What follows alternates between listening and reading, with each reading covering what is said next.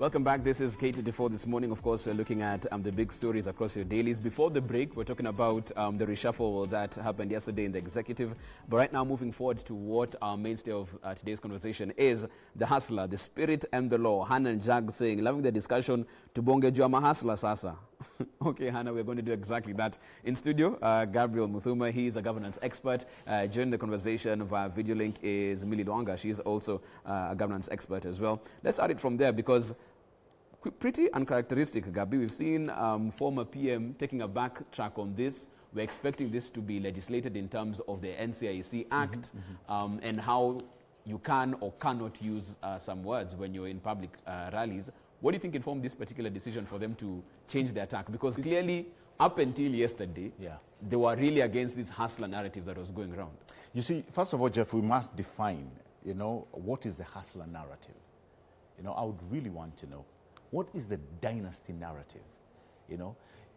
Back in the day, it was the sportsmen and mainly the NGOs who would use sloganeering.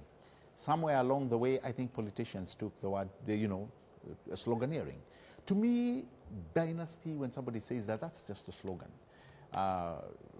Hustler, that's just a slogan. So what is the narrative behind it? If we are to really interrogate the dynasty narrative as people would use it, does that mean somebody who did not decide where to be born and is born somewhere do they get devalued, or is that the narrative we're trying to push? A hustler on the at the same time, when somebody says they are a hustler, what are we using to define them? Are we going to define what we see in the dictionary, or is there something else that is going to make them stand out? So the definitive of these slogans, if you will, should not build or should not be characterized to demean. That is one. Secondly, if you are setting up a structure of a them versus them, it is going to be wrong. It does not matter what kind of narrative, it does not matter what kind of sloganeering you're going to implement. So we must be alive to these testaments. So I think it is good what Raila said, and I'll support him in this way. He says that, and I think he meant the word itself, the word hustler. He was saying that why we should not continue with building a relevance that does not make sense, it is because our constitution allows you to say anything, as long as you're not hurting anybody, as long as you are not demeaning one, and as long as you're not breaking the law. All right? And he goes on to say, I may not like what you're saying, but I'll protect it. I'll ensure that it is protected.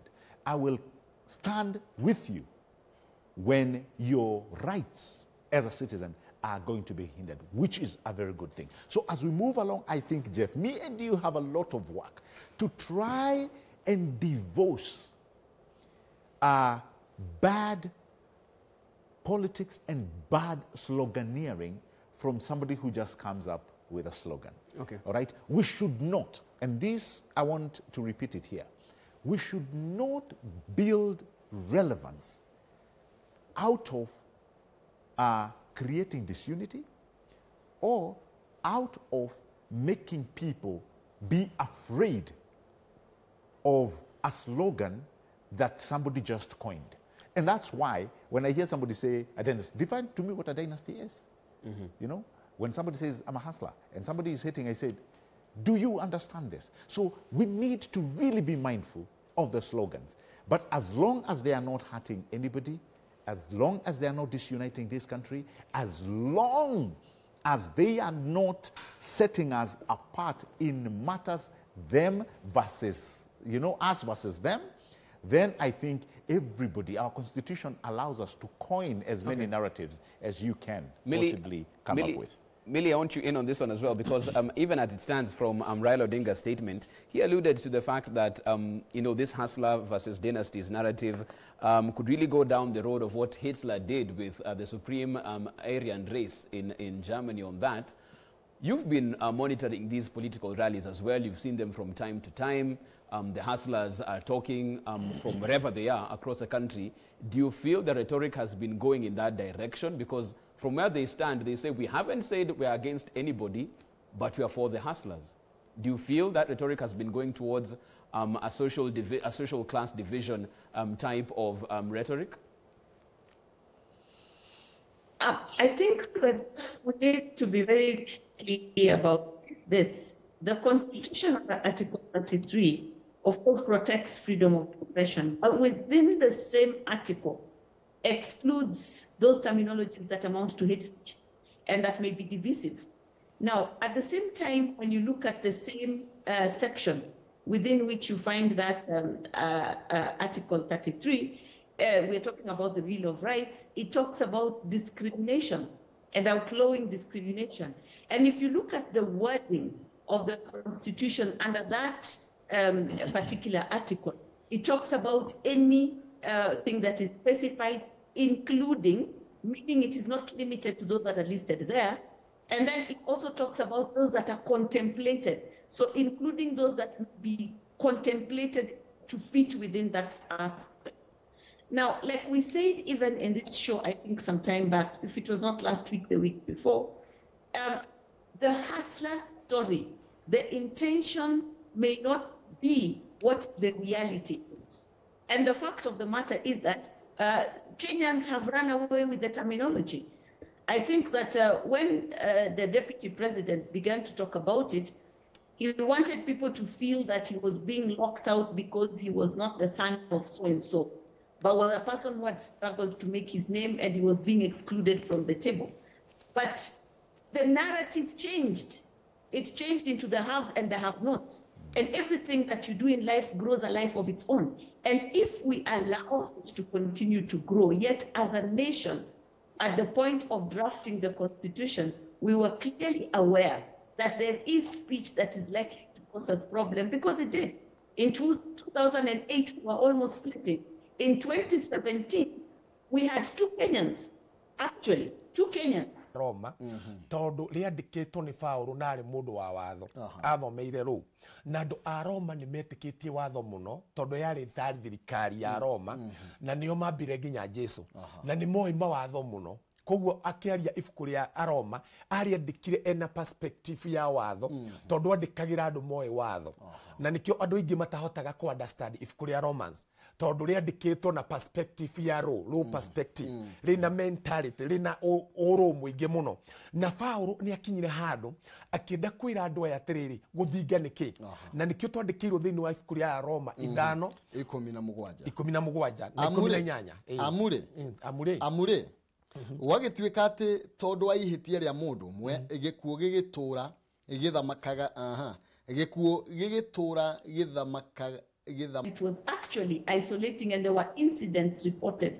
of people being targeted because of that isolation that was being created by that terminology. They again went on to try and claim that that may not be it, but they did not come out forthrightly. At least I have not seen it.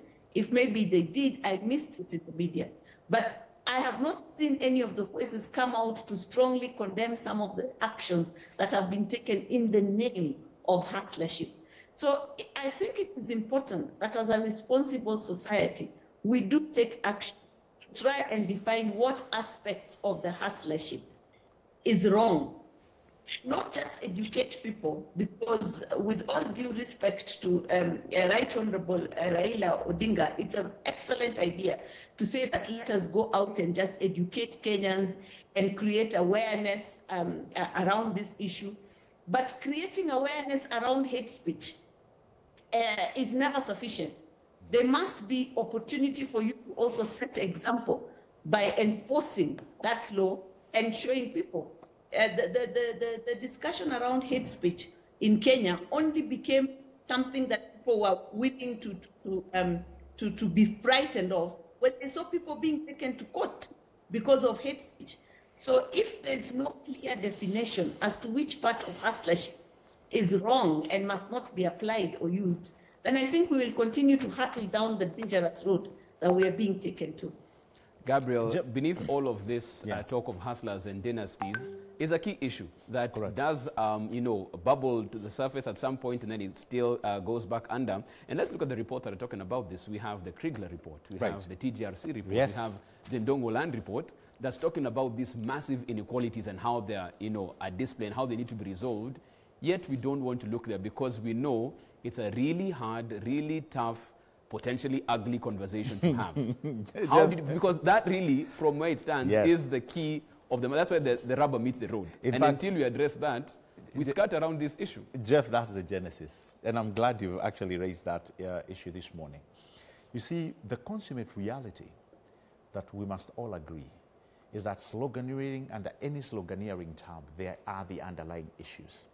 And what are those underlying issues? The first one remains that whether you're talking about a hustler or a dynasty and you want to try to bring the two together, which I think it is wrong. When you want to set up a class war, I think it is wrong. In 2013, we had slogans, even though they did not go the wrong way. We had the slogans of, we are digital, you guys are analog. You remember that.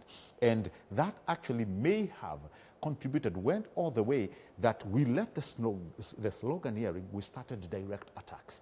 And you remember those direct attacks came all the way. And these direct attacks were actually pointed to the president and his deputy. Tell you what, Jeff, how did we end up at the ICC? We forget very quickly. It started as slogans, and soon before you know, people are being called thieves. People are being called murderers. People are being called all sorts of names, And we ended up destroying institutions. We ended up destroying families. We ended up bringing a lot of tension in our country.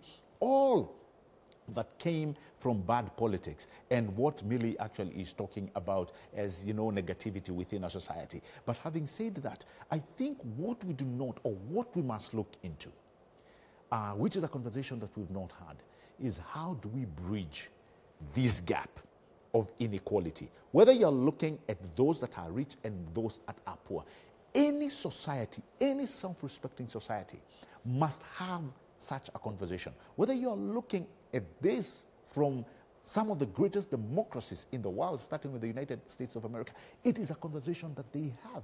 And you remember when somebody like Obama was coming and when he was talking about Obamacare, the bridge that he wanted to cut was how people access health care.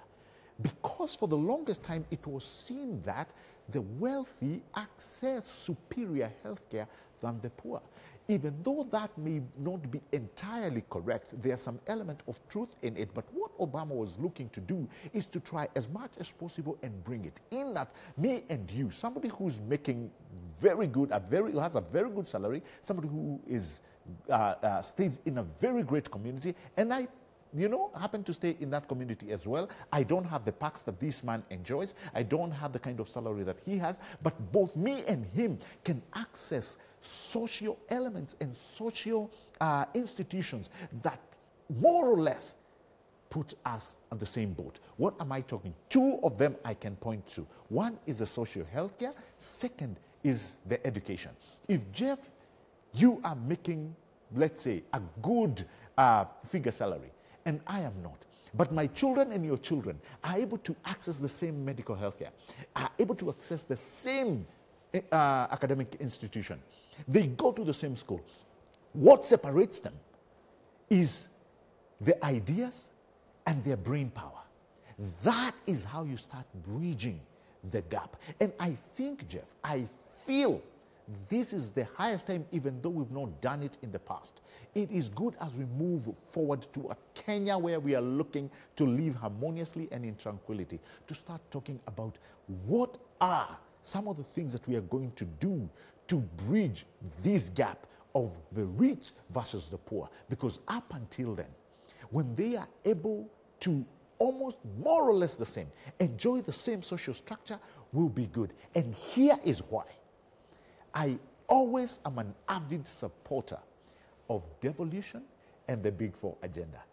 Many people may not see this, but the Big Four, when you talk about a country where we are going to build key manufacturing industries, this one, and we uplift our academic power, we are actually going to start competing on ideas. When we have social health care, when we have universal health care, and we ensure that this is not just the health care that people talk about, it is a good kind of healthcare where me and you, people from diverse backgrounds and people who are actually don't rank in the same weighing scale as far as compensation and finances goes, but they are able to go and have and enjoy the same services.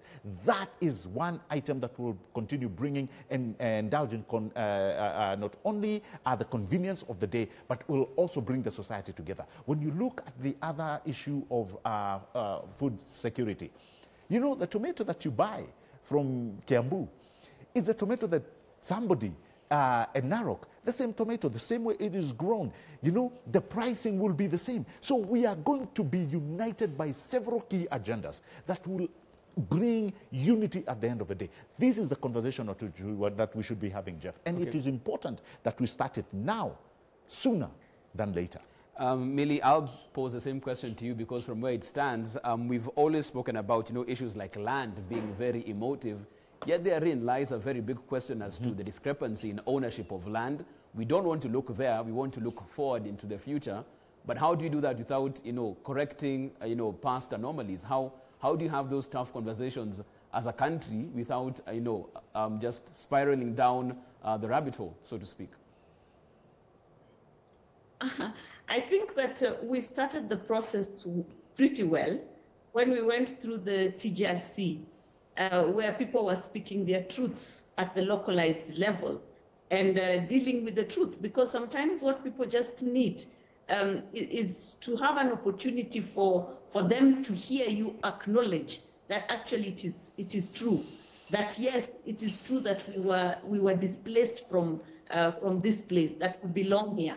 That yes, it is true that you have actually practiced systematic discrimination against us. So sometimes that is what people need to acknowledge, and then thereafter build a process of trying to correct that. It doesn't necessarily mean that it always has to go back to going to reclaim the land, so to speak, or to punish certain people. There may be instances where people will be punished. There may be instances where certain properties may be reclaimed back and given to the community, but these are processes that go through a community and need a lot of discussion, a lot of candid talk for people to be able to move forward.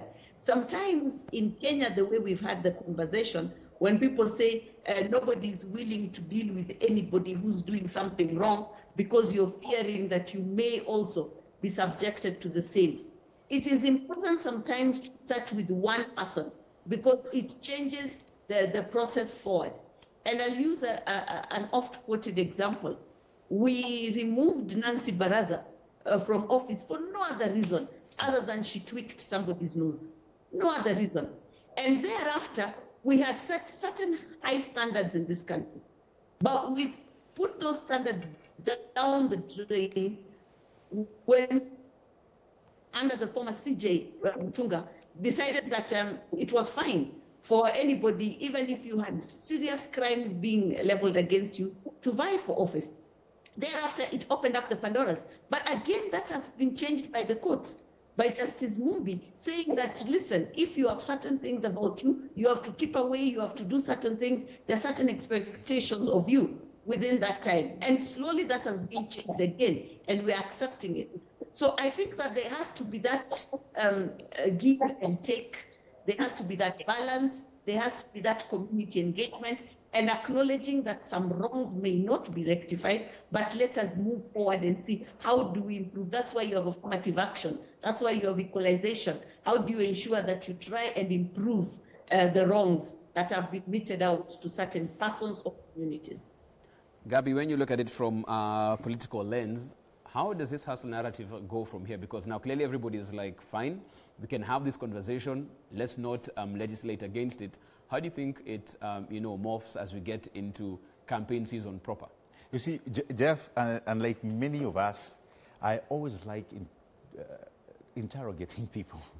And a few days ago, not actually a few weeks ago, I sat down with some young men and I was asking them, what do you understand? Why do you call yourselves hustlers? And, you know, they are border guys. And what they told me is, you know, a hustler is not a thief.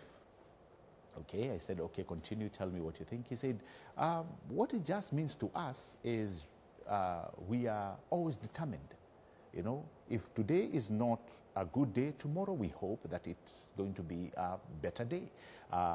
We define ourselves as men who are progressive and men who, you know, work hard, you know, every day to be able to ensure that we provide for our family. And granted, you know, they are giving you great answers. And then you move there. I didn't find anybody who would have asked, you know, are you a dynasty or something like that. But depending on who you ask, and I've seen people calling themselves Mimi ni hustler, you know. You haven't heard anybody saying Mimi ni dynasty I've yet? not heard. Not yet? Not yet. Yeah. I've not heard. But, you know, it is, to me, is if that is what you identify yourself with, and I keep repeating, the law and the Constitution protects you as long as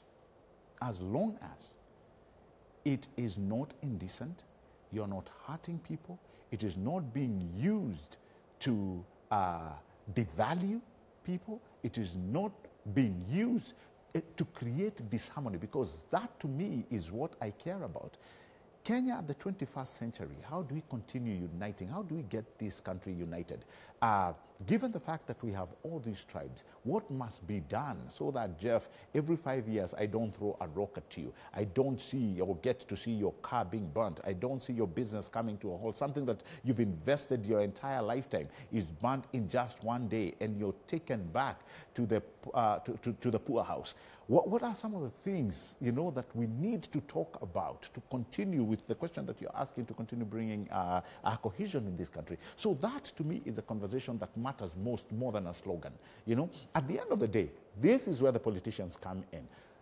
You've seen what the Deputy President said, even when Raila told him, you know, I will still, where Constitution matters, I'll still protect you. You heard what he said, you know, he welcomed the fact that the Honorable Raila Odinga was saying it matters Constitution, but also you told him, wait a minute, there is something that you've talked about, the Hustler Nation, and you are comparing it with the Nazi Germany. That is not what we stand for, or that is not what we are talking about. And so he, on his tweet, he never explained much, but I think we may hear of it in the months to come. But having said that, Jeff, I think we should not put a lot of premium in these slogans. What we need to keep consistently asking of ourselves is this: are we rising above petty politics? Let me repeat it, Jeff. The question in all of us, myself, Millie, and every other Kenyan listening, is, are we rising above petty politics? Okay. That, Millie, to me, is what we need to be discussing. Millie, I want to come to you even as we bring this to a close. From where you stand, how do you see this, you know, morphing, taking shape, this hustlers versus dynasties? We haven't heard who the dynasties are. They haven't identified themselves. But you've heard very many hustlers who are proud to be hustlers and are trying, as Gabi is saying, to make a better tomorrow. How do you see this morphing as we get into campaign season proper? I'm very concerned.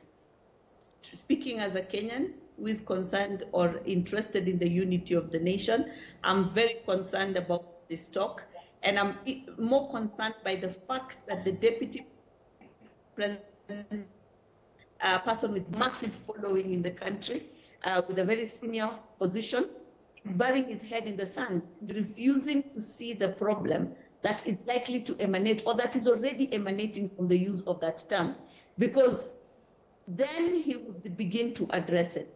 And I hope and believe that within a sooner period rather than a longer period, he will be able to see the need for him to address this, so that we stop having this narrative that is going to take us down a drain. We know that come elections, it is a very emotive period, and it's always easier to split Kenyans along certain lines, and we're already clearly being split.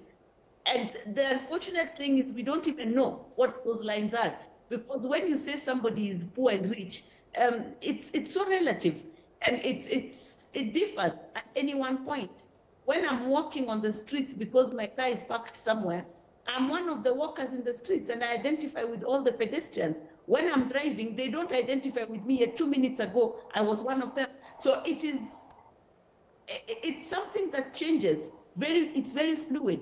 And it would be very, very important for the Deputy President to make sure that this conversation stops going down the road that it is going now. And it is only him, because he is the person, the massive following around, out of those people who have been pushing the hustler narrative, that then can begin to change this so that we have a clear definition of it. Let him sing it every now and then, that this is not what hustler is. Then perhaps we will be in a better place as we get into full election mode. We'll get into it because I'm already in it. Okay, fantastic stuff. I think that's how we'll wind up this particular conversation. Of course, your feedback comes in at I am Jeff Mote or at K24 TV. Keep them coming in on Twitter. We'll take a short break right now. We'll be back on the other side as we get interactive. Gabriel Muthuma, thank you so much for making time this morning. Thank you, Jeff. Thank you, Jeff. Millie Luanga, thank you so much for your time as well. I hope, Millie, you got some flowers for Valentine's, by the way. And I hope, Gabriel, I hope you gave flowers. You know, well. Jeff, let me tell you, I attended the men's conference. Oh, it was you and Jackson Kibor. Oh, yeah. Okay. In fact, I was giving the speech just before. MC. Yes, just before. And I was appointed the de facto leader of those guys of the CBR. What is it called? The United Defaulters Movement. I'm the de facto. Okay, we don't give flowers, Millie. I will take a short break now. We are back on the other side as we get interactive. Don't go too far.